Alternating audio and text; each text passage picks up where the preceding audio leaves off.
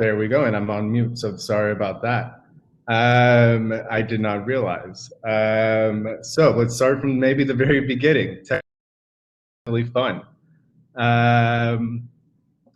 So welcome to the event. My name is Cody Norton. I'm the co-founder of Ignite the Spark, energies of Islands of New Energy. This event is in collaboration between the British Embassy and Ignite the Spark. With that being said, this event is the bridging between two great countries that have already had a great connection for years. And specifically when it comes to energy, climate change, the UK is an industry leader when it comes to that. They have had set goals and reached a lot of these goals and are continuing to strive more. There's a lot that we could learn from the Israeli side and back and forth. There's a lot of Israeli companies that could help in the UK. And there's a lot that's very similar in that, the UK is an actual island where Israel is somewhat of an island itself. Before we hop into too much more, let's talk about Hopin. So this is a great platform. This platform is going to stay open for 3 days. Right now, we're here in the main stage. We're going to hear from a variety of speakers. After the speakers are done and our keynote speaker, which make sure you stick around for that, you'll be able to go into breakout sessions that will go live. And there's 3 different sessions that you'll be able to go and participate in. You have one focused on innovation, on bundling, and then academia as well. And you could go and switch between them. And then after that, the biggest part is networking. Stick around for the networking. It's speed dating. It's quick, it's fast. You just say, I'm ready, and you're randomly paired up with someone. You have a maximum of 5 minutes, so each of you get about a 2-minute elevator pitch, and then you get to move forward. And then at the end of the day, the event's open. You can go, and if you go into events, you can go into people, and you could find whoever's there. You can have conversations directly with them, find them through their LinkedIns. You can go to expo booths from all our partners and our sponsors. And so this is kind of the platform. This is it. Let's get started.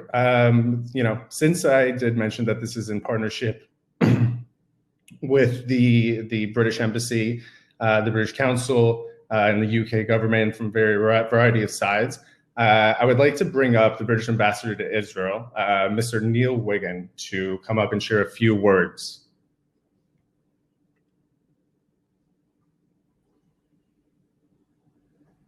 Thank you, Mr. Ambassador. Hi, Cody. Everyone, can you hear me clearly? We can hear you fine. Great. So first I want to say that this is an event that we at the Embassy are really excited about. It's the first event that we've done in this area. And so I'm delighted that we've got such a great platform of speakers and panelists from Israel, from the UK, from the private sector, from the government, from academia. So I'm sure it'll be a really good and useful event, and I'm grateful that everyone's putting their time into it. And we're really pleased to be working with Cody and his team at Ignite and Wendy and her team at Startup Nation to try to make this a really useful and important event for everybody.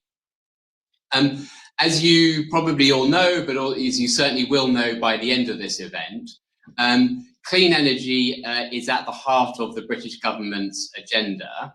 Our Prime Minister has set out for 2021 a 10-point plan, a 10-point green plan for how we build back better, how we build back greener after the corona epidemic. And clean energy sits right at the heart of that, whether it's greater use of wind power, more efficient energy grids, looking at hydrogen cells, increasing the rollout of electric charging points, storage solutions. We think that clean energy and the technological solutions around it are right at the heart of that agenda for us in the UK. Energy is also at the heart of our international agenda. As you will all know, we're hosting in Scotland at the end of this year the UN climate change event. And that's going to be, we think, one of the biggest events on the international agenda this year, where we hope to achieve a real step change in progress towards reducing climate change, tackling its consequences, and helping the world use technology, raising financing in order to address all of those issues. And again, we're absolutely clear that energy and technological solutions around energy challenges are absolutely at the heart of that event.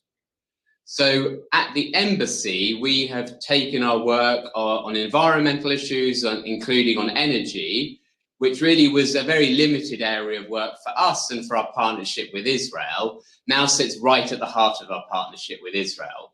So teams from the UK Israel Tech Hub at the embassy, from the British Council, from our Department for Trade and Industry, and our Science and Innovation Network team, as well as political officers, are all working together with the Israeli government, with Israeli scientists, with the Israeli private sector and tech companies to see how we can build a really close relationship with Israel across those issues. So what we're talking about today is at the heart of our agenda, because we believe that the technological ability that we have in the UK, what we're trying to do and what Israel is trying to do presents a really good fit and a good opportunity for cooperation between both countries.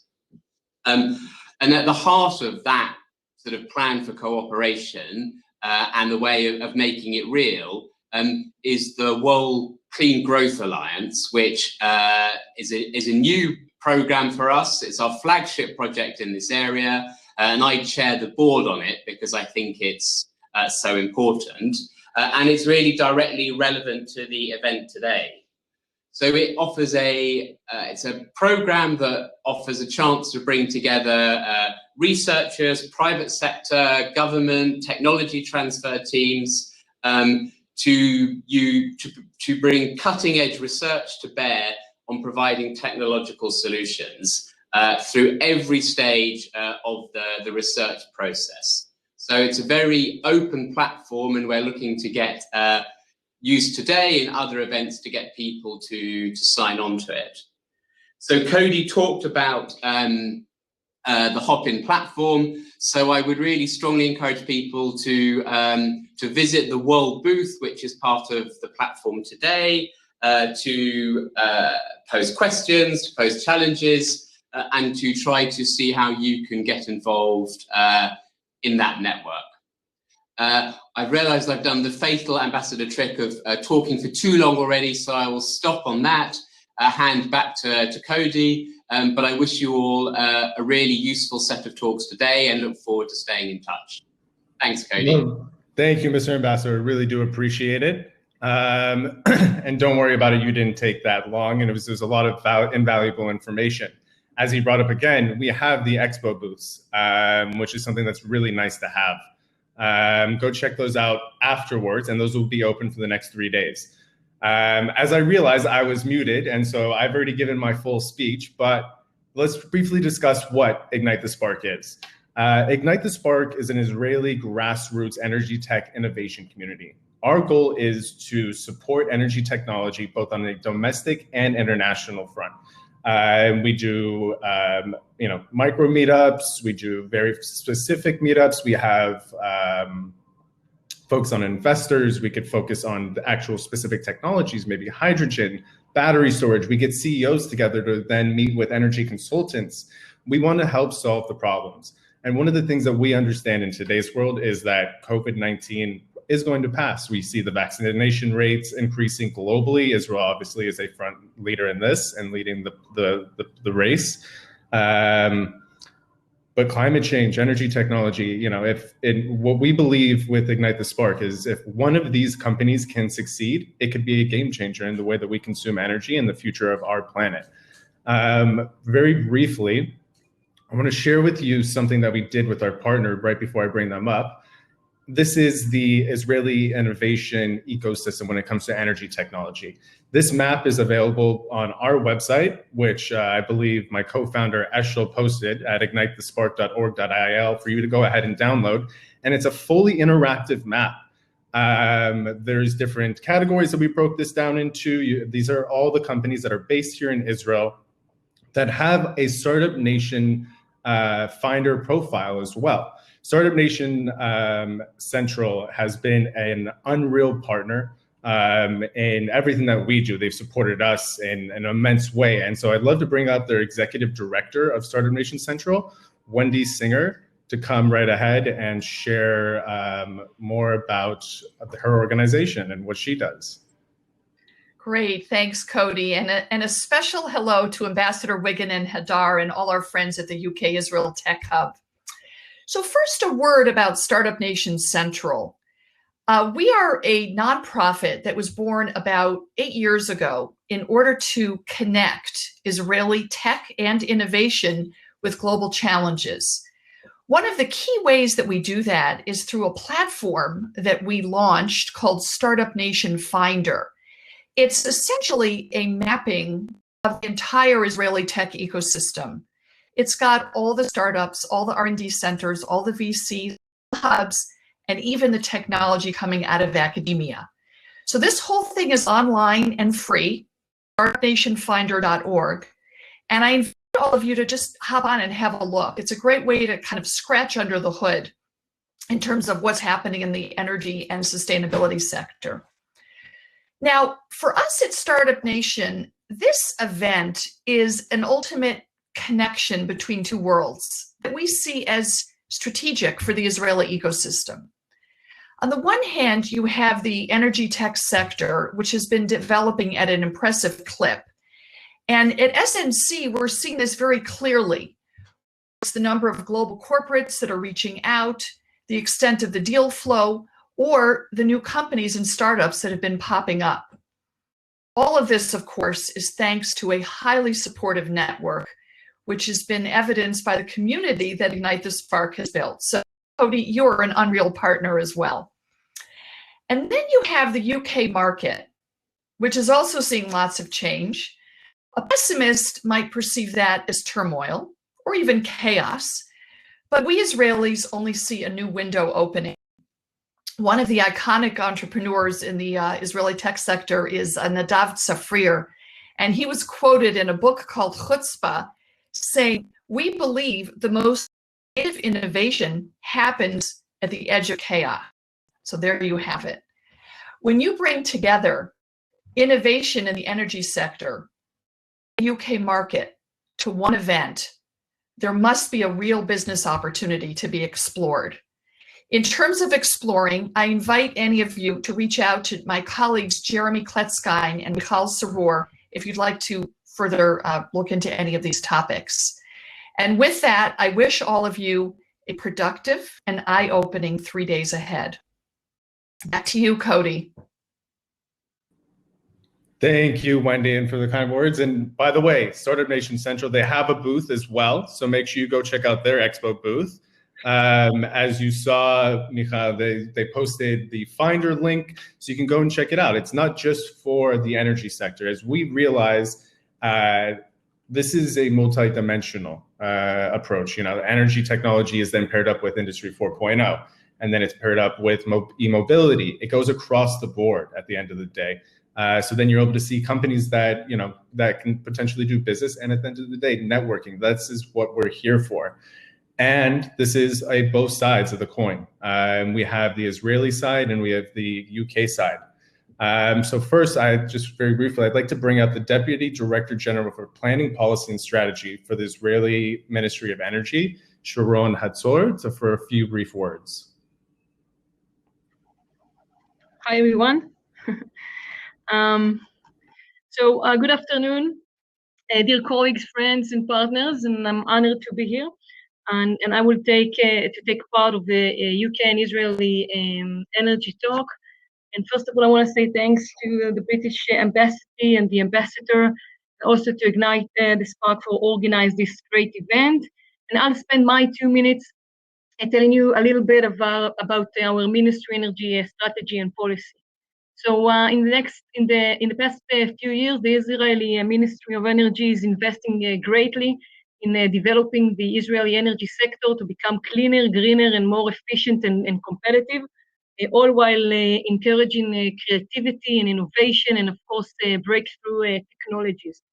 So the Israeli Ministry of Energy is promoting the transition from the usage of polluting fuels toward solar energy and other clean, environmentally free energy sources. The ministry main goals over the next 2 years are to phase out completely the use of coal by 2025 and increase the use of renewable energy resources to at least 30% by 2030. And those steps, together with a massive reform that we have in our electricity sector, are making a huge shift in our energy sector. So as you all know, Israel is a very small country, and our obstacles to move forward renewable are a bit different. We indeed have a lot of sun, but we are lack of hydro and wind energy, and we have lack of land alongside with the high population growth, and it's very noticeable. Therefore, energy storage technologies and other tech solutions are critical for our ability to move behind our current goals. As part of our policy in minimizing the use of polluting fuels is to make a change in the transportation sector. We set up goals, and our ministry is investing in EV charging points throughout the country in order to encourage customers to purchase electric vehicles. And also, of course, the ministry is investing greatly in R&D projects as well as in academia researches. As I mentioned already, we believe that the technological breakthrough and innovation is the future and will get us to our ambitious goals. We also believe that energy collaboration are the bridge to a sustainable Middle East. The transition to locally produced natural gas had a great impact on promoting cooperation and economic relation with our neighbors. Israeli exporting natural gas to Egypt and Jordan, and alongside with natural gas export, we also promote various of regional initiatives such as international grid connections. So just to summarize, I can say that there are many challenges that we have to go through in order to gain our target in the next 30 years.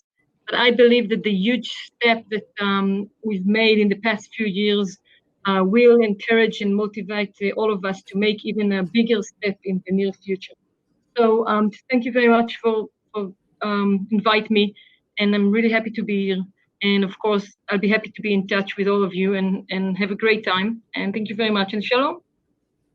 Thank you, Sharon. Appreciate it. I think she definitely does discuss the all-encompassing aspect of energy technology and the integration across multiple facets and multiple sectors. What I would like to do is now hear from the UK side. So for the head of energy and strategy for the Department of Business, Energy and Industrial Strategy, I'd like to bring up Mr. Adam Bell. Thanks, Cody. Apologies for the clunky development. The ambassador's already spoken about the Prime Minister's 10-point plan, but I want to give you a bit of a sense of the scale of our ambition in this space as well. It goes beyond even this decade. So if you plug someone from about 30 years ago, in 1991, put them in the UK today, the energy system would look pretty much. Still use power our cars using fossil fuels. We still use natural gas to heat our homes, and the bulk of our electricity still comes from fossil. There's an increasing proportion of renewables. But in about 29 years' time, all of that is going to have to change. And it's an enormous infrastructure challenge. It's difficult to underplay what that means. It means the enormous expansion of low-carbon electricity, wind, nuclear, solar, hydrogen generation too. It means rebuilding our industry to use, not use fossil fuels, but also to use carbon capture and storage for those processes, like steel making that rely upon the carbon component of the fuel. It means electrifying our light vehicles and converting heavier transport like ships and planes and boats to use different sorts of fuels too. And it means changing the way in which we heat our homes. But it also means, and this is particularly relevant, I think, to an awful lot of tech people on this call, digitizing our system. Currently, our system is relatively analog. In the 50s and 60s, and it's not necessarily set up for anything other than a chap at the controls room or calling a power station and saying, "Can you please turn down your output now?" All the electric heating devices, all the electric vehicles we can install across the country will radically change how that system works. Data will flood in from our consumers, from their cars, and their ability to control and modulate their demand will really and help us move towards a more heavily renewable system. This is going to be a radical change. It's a change in the direction of travel, of flows of energy within the system, a change in the way in which consumers see themselves too, and they will have a strong part in getting us towards net zero. But of course, doing all this is going to require an enormous amount of innovation, and it's because of that I'm really, really excited to see what we can do working together on this agenda. Thank you, Cody. Adam, thank you so much. And I think you touched on that, and I think everyone has touched on it in general, is that it's the future. It's trying to solve problems together, and doing it in a way that it's going to take a lot of joint effort across the board, and future trends and the way that we're moving forward. I couldn't think of anyone better. I know my co-founder is a huge fan. He actually made me a fan as well of our keynote speaker. He hosts a podcast, The Fully Charged Show, and I'd like to bring him up, Mr. Robert Lewin. Today is actually, just so everyone knows, today is Robert's birthday. So make sure that everyone sends him a message wishing him a happy birthday. But Robert, happy birthday, and I'd love to hear from you, and I think the entire audience would love to hear about your views on the trends and what we are seeing today. And I'll turn the stage over to you. Thank you very much. That's very kind of you, Cody. Thank you. I wish I hadn't mentioned my birthday. I just kept getting lots of messages when I first logged in. I'm very old. I'll just leave it there. This is an enormous privilege. Thank you so much for inviting me.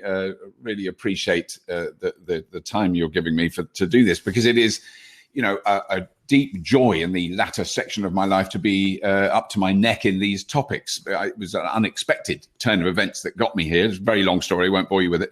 But what I think I would like to briefly do is look back at the last 10 years, because as Adam just said, if you were to jump from 1991 to now, you might not immediately notice any differences, but actually there are some really profound ones, and that's partly what drives me to make this series is the fact that things are changing, and the general public are often not aware of it.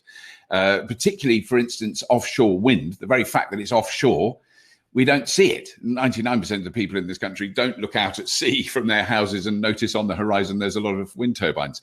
So we're not aware of the huge impact that's made on our energy system.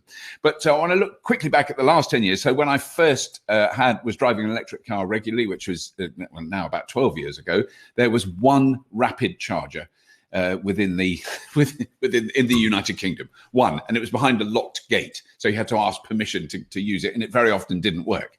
There is now 22,410, I had to check, publicly available rapid chargers in the country, and that will triple, I think, in the next couple of years. So a huge change that we've seen in that particular area. The UK government's announcement last year of the end of sales of combustion engine vehicles by 2030 is a remarkable a political statement to make, and I'm really proud that the government have done that. I'm very supportive of the fact that they've done that.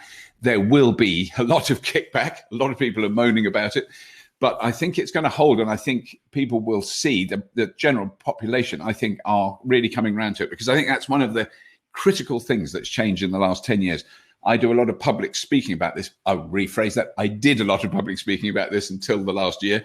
And what I'm very aware of is the public reaction to the notion of electric vehicles and renewable energy, two really intrinsically linked topics and technologies. 10 years ago, it was electric cars don't really work. They look awful, and you have to throw the batteries away after 3 years. Jeremy Clarkson told me that. They're rubbish and they just don't work. That was the reaction 10 years ago. And some of that was based on, there was very limited amount of electric cars. There was nowhere to charge them, and they were very expensive. And who knew how long the batteries would last? No one did. We hadn't ever used that technology in that role before. So there was no way of knowing. We now know slightly differently, and slowly that knowledge is sort of seeped into the general population's consciousness. So now what I hear is, I'd love an electric car. I wish I could have one, but they're too expensive, or they're still too expensive, or they don't tow caravans. It's a very common one. Now there's lots of electric cars that can tow caravans, and there aren't enough public chargers. And so those are all very legitimate problems. And I think they're also, the good thing about that is they're also all solvable problems. Without question, the price of new electric cars is coming down, and without question, the number of public chargers is going up. So there will be solutions to that. I've always said electric cars are not the solution to all our problems. They won't solve the world's energy crisis. They won't solve the CO2. They are a step in one very important step, but a small step in the right direction. And the main thing that all the people I've spoken to who have electric cars is it makes them aware of where the energy they use comes from, which I have to say, as a person who drove combustion cars for 45 years, never occurred to me. Didn't even think about it ever. So that is true. So what I would like to quickly look at is what will definitely happen in the next 10 years and what I would really love to and might happen in the next 10 years. So I think we will see a very rapid increase in the adoption of electric vehicles in very specific areas. Private vehicles, certainly, without question, but I think that's going to be a slow but steady increase. There'll be an endless number of new vehicles available. Back in 2011, I worked out there was 3 or 4 commercially available, virtually viable electric cars that you could buy, and they were all quite expensive. None of them went terribly far. There's now over 75 different models of pure electric vehicles available in the European market, many of them in the UK. So we're very blessed in that sense. In 2019, the Wall Street Journal calculated that car makers had publicly pledged that they would spend $225 billion over the next 10 years developing new technology in electric cars. I think we can say that's quite a big commitment. The areas that I see growing fastest, last mile delivery, without question. 2 days ago, I had my first delivery. I live in a remote rural area. It's a long way from anywhere. And I had my first delivery from a well-known international delivery company. They don't need any more publicity, in an electric van with their logo emblazoned on the first time. If I lived in a city, I wouldn't be surprised about that, but I'm living in a fairly remote rural area. That van had to travel 40 or 50 miles, doing deliveries to get to my house. So that was really impressive that is slowly happening. And I think we will see that happening very fast. A good example of that is a company in America called Rivian, who everyone is aware of, that's into electric cars. They're making cool pickup trucks that are really powerful and fast. They've just increased, Amazon have just increased their order for electric delivery vans from 100 to 150,000 units.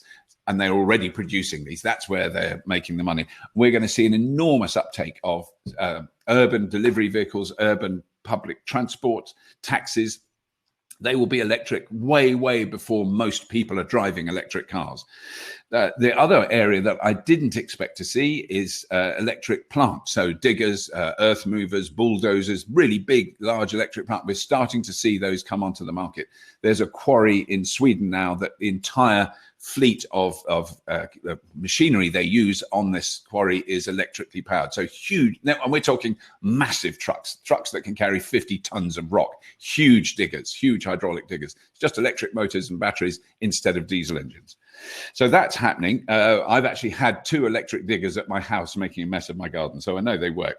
And then fleet vehicles, I think, is the other area that from the people we've spoken to, a very rapid adoption. So companies that supply fleets of vehicles for their employees, it's so easy for them to transfer their purchasing power. So it won't be 1 or 2 cars, it will be hundreds. And that is happening already. Okay, another one which I think is really interesting, that we filmed a garbage truck, we call them a dustbin lorry, fully electric, so much quieter than the diesel ones that come around and pick up your bins and do all the recycling.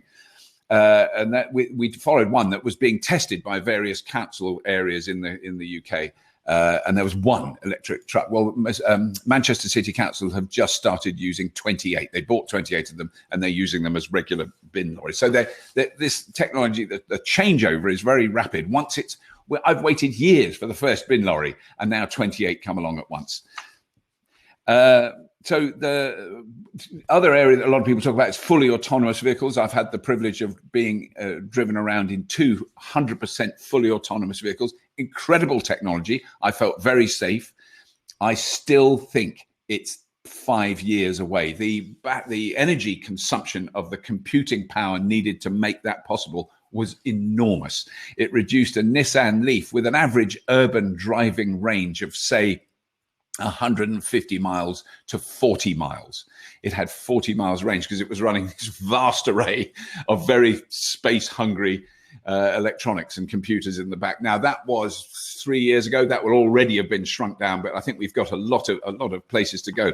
The technology I've seen that really inspired me was, again, last mile delivery, fully autonomous last mile delivery for cities, so that you get a call and you go down outside your apartment or your house, and there's this little box on wheels and it's got a special door with your package in, and that door opens and you take your package out and it goes off somewhere else.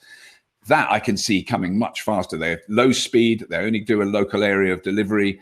They don't have drive safe and reliable at that level. That sort of machinery is very, very, plausible. The other area that we've become incredibly aware of in the last few years, and I'm sure this is the case, I'm sure many of you will be aware of this, is the Chinese automotive manufacturing development. It's happened so quickly, kind of behind, we haven't really been aware of it, but there's companies now that are producing really competent, really well-made electric cars that are £20,000 cheaper than a Tesla and basically do the same job. They go the same distance, they're the same speed, they're the same size. And, there's a lot of criticism of them that they've just stolen the technology. I think if you steal the technology and make something worse, that's really, really annoying. If you use the technology as a guide and make something better and cheaper, it's a very difficult argument. And I think the biggest challenge to the established European and North American automotive industry, which is huge, is from China, I think, more than anything else. And there are more. A very popular electric car in the UK is the MG SE electric vehicle, which is 100% electric, really, really solid, has a really high safety rating, and is 100% Chinese. And I've seen them on the road all over the place. They're very popular. So often we won't even know we've got a Chinese car. So the increased use of rapid chargers and what's changing in the technology of rapid chargers is really fascinating. I've just used a new rapid charger that's installed near a freeway, near a motorway, near where I live, and they are capable of delivering 450 kilowatts. And that would be a sort of power that there's no car yet that's built that can take that, but they've built the charging infrastructures that can deliver it. So when someone does do that, and what you're talking about there is you're talking about adding, say, between 150 and 200 kilometers of range in 5 minutes. That's the sort of technology that we're looking at that's already in the ground functioning. I charged my car that I was test driving on that charger, and that charged at about 120 kilowatts, and that was fast. So 450 kilowatts, that technology is really rapidly emerging and being developed very well. There are now large charging hubs in the UK which don't have to have such a large grid connection, because they have massive batteries on site that are being charged 24 hours a day. And those batteries then dump the power into the car through as they have at this one location, 38 rapid chargers. So they can charge 38 cars at very high speed without melting the wires, as we were often told in the past. So that's what is happening in this country. I've just done an interview with an amazing Israeli company called REE, who are building, many of you will know about what their work, it's extraordinary. So they're building electric platforms, skateboards they're called, 4 wheels and a battery pack and the control system that goes with that. They're building that so that car companies don't have to do that. They've specialized and built the best possible running gear you can put in a car, and then a car company can then build really cool bodywork and concentrate on that and make it look really cool.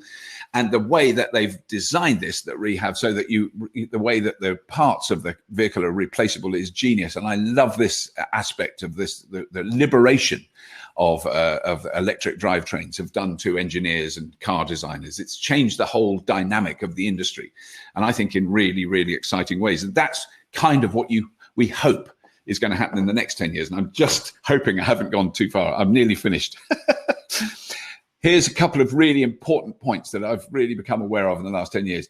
Currently, if you own a private car, if you own a car yourself, it's not being used for 95% of the time that you own it. There may be exceptions of people who drive a lot. Then it goes down to 90% of the time you own it. The rest of the time, it's just sitting there doing nothing. If you have a petrol or diesel vehicle, it's literally useless while you're not using it. If you have an electric car, there are emerging some really important uses. Vehicle to grid, vehicle to home, vehicle to load. All those things make that car slightly more useful during its lifetime. And there's a lot of debate about how that affects battery life, but there's a lot of evidence to say it actually is beneficial to battery life. So that is an important key point, but you still got to think, is that the right way of approaching the problem? That's the way the automotive industry is. Don't buy a diesel car, buy one of our electric ones, then you'll be fine. Still someone to sell us private cars. And I understand why, that's what their business is built on. But it might be worth considering, particularly this is going to be a generational change. Do you really need to own a car? I would really appreciate having access to one, and access to one that's fairly frictionless, so that I can order a car on my phone and it arrives at my door and I get in and drive it. That technology is literally on our doorsteps at the moment. At the moment, out of the global population, about 18% of the global population own a car. Really small percentage. And there's no materials available on this planet for everyone. If everyone suddenly became middle class and wanted a car, there's no room to park them, there's no roads to drive them all on, and there's no materials to make them run. And I'm not talking the rare materials that are getting a lot of publicity, cobalt, nickel, all that. No, steel, iron, aluminium. There's not enough of it. So we've got to find a solution that allows us to use cars, because I think they're very useful, particularly in our weather in this country. Today, I do not want to go out on my bike. It's a horrible day. It's lovely to have a car. So that is, we've got to find a sustainable way of using a new form of transport. And electric vehicles do lend themselves to that much more readily. And also autonomous vehicles that you're never driven by an autonomous vehicle. This is the first step I see with autonomous vehicle, but you might be able to order one and it drives to you with no one in it. As soon as you do that, and this is insurance companies that have explained this, as soon as you have a vehicle with no one in it, covering that vehicle from an insurance point of view is a lot more easy. From a legal point of view, it's a lot easier. It only has to avoid other people. It doesn't matter what happens in the car. The car can destroy itself in extreme situations if it's going to kill someone. So it can choose between, do I run over that old lady crossing the road, or do I drive into this lamppost and smash myself to bits to save her? And there's no one in the car. You don't have to worry about them. That's a whole other topic, but a very interesting one. So I'm praying that in future generations, my son, for example, my daughter, they never own a car. They use them, they drive. It's but when they stop driving, they just park them, leave them, and someone else uses it. Or the car drives off and charges itself. We would be able to do what we do now with about 10% of the number of cars on the road as we have now. So our cities would be liberated from that jammed up, loads of cars parked on half on the pavement, half on the street. All that stuff that we get in cities would be really transformative. So that might become a thing. Just quickly want to touch on batteries, because we're very conscious that we use lithium-ion batteries with the materials that they use. One of the first things we're going to go and film when we're allowed to is at Manchester University Battery Research Department, where they have, I think I'm allowed to talk about this, and there's a lot of this going on in Israel as well, where they have carbon-on-carbon batteries. So they function already as test batteries in a laboratory. And I think it's going to be probably 5 years before they're commercially available. But if they can produce this, carbon-on-carbon batteries, what is in a carbon-on-carbon battery? Carbon. That is it. There's nothing else. These are carbon fiber nanotubes that they've worked out how to do it. This is all to do with all this, graphene, the graphene obsession that was in the press a few years ago, sort of disappeared. But it's disappeared because people are actually working to develop this. Revolutionary change this would make. Massive increase in energy density, massive reduction in cost, massive increase in life expectancy of those batteries. And what do you do at the end of life with a carbon-on-carbon battery? I did ask the people who are working on them. They said you wouldn't really bother. You'd throw it away because it's carbon. It's not a toxic material. This also allows larger vehicles to be battery powered, which is already happening, and I think it will happen sooner than people think. But once you get the next generation of battery technology, I think we can all see that there will be very major changes. So one of the things I used to hope was that we could have electrified ships. Some shipping was mentioned in a list of big challenges we have, and it's certainly hydrogen fuel cells definitely have a role there. Hydrogen as a motivating fuel for big ships. I've had the privilege of filming on really big ships. They are really big. They're not small. They're massive. The engine is 5 times the size of my house. They're big machines, and so it's a really big challenge to stop using fossil fuels to drive those machines, those ships. But one of the things we're going to see this year is a large offshore wind support ship, a ship that goes out to service offshore wind turbines. And that is being converted to a battery electric ship. And this is bigger than a boat. It's not a huge, ocean-going container ship, but it's a large ship, and it will be 100% powered by battery. And one of the things they're working on, which I just think is such a cool idea, is what have you got in a wind turbine out in the North Sea? You've got electricity. So they're trying to work out how, while the ship is docked next to a wind turbine, it can be also charging from the power that wind turbine is generating, or from a nearby one that is generating. So those things are very exciting. One of the things I never expected to see 10 years ago, and I'm rounding up now, if anyone's getting tense, very near the end, but this is so exciting. I never thought about it, never occurred to me when I was first driving electric cars, and then I could see that electric motorbikes or electric delivery vans, all those things were very visible 10 years ago. What was totally out of the picture was electric flight. And the first 2 things we are filming later this month in the UK are electric aircraft, one of which has flown over 450 miles already. It's a 12-seater, still quite small, 12-seater. The other one is fascinating, developed by Rolls-Royce. They have an enormous array of electrically powered flying machines being developed. Now, some of those we've had to sign NDAs. We're not allowed to talk about them. But the one we are allowed to talk about, we've already seen, is a Red Bull aerobatic plane. And the peculiarity of this particular piece of technology is the electric Red Bull aerobatic plane, which will be flown this year, can fly faster, higher, and longer than their petrol equivalents. So they're more powerful, they can fly for longer, and they can fly higher. The engines don't need oxygen. The combustion engine needs oxygen in order to operate. Huge amount of heavy, complex technology to make an internal combustion engine work at high altitude. An electric motor doesn't mind. It's not bothered. And they are using that as a test bed to develop other things. So they're developing the flight systems, the motors, the control systems, the batteries to do that. I never thought I'd see that. And I genuinely now, because it's my birthday today, I want to live at least another 10 years. I'm trying to be fit and healthy because I want to be able to do a short haul passenger flight somewhere around Europe in an electric plane. I think it is possible. I think we are going to see that. This whole area, I haven't mentioned all the technology in renewables. One thing I just quickly want to say, because that's another one we're going to say, which could be very useful in Israel, is gravitricity. Just Google gravitricity. Just put gravity and tricity together. Gravitricity is a company in Scotland. Fairly obvious what they lift weights up, and then when they drop down, it generates electricity. They've got a test system going in the docks in Glasgow now.